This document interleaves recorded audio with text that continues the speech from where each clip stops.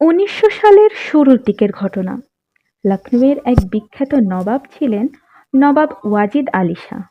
তিনি শুধু শাসকই ছিলেন না, বিরিয়ানির বিশাল ভক্তও ছিলেন।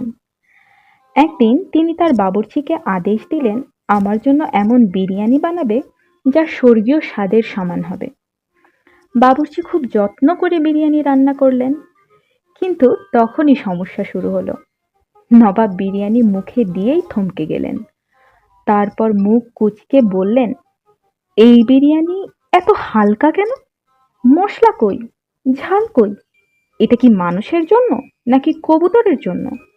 বাবুর্চি কাঁপতে কাঁপতে বলল, ও হুজুর, আপনার শরীর ভালো নেই, তাই ডাক্তার বলেছেন হালকা মশলার বিরিয়ানি খেতে। নবাব রেগে গিয়ে বললেন, তাহলে এটা আমার বিরিয়ানি না, এটা একটা বড়সড় অপরাধ। বিরিয়ানির সঙ্গে এমন অন্যায় করলে তো আমার রাজ্য কাঁদবে। রাজ্যের লোকজন খবর পেয়ে সবাই হাসতে লাগলো।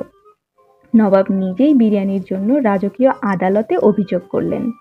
শেষমেশ বাবুর্চি রাজ্যের সেরা বিরিয়ানি বানিয়ে দিলেন, আর নবাব বললেন, এইবার ঠিক আছে। এভাবেই ইতিহাসে প্রথমবারের মতো বিরিয়ানির জন্য আনুষ্ঠানিক অভিযোগ দায়ের হয়।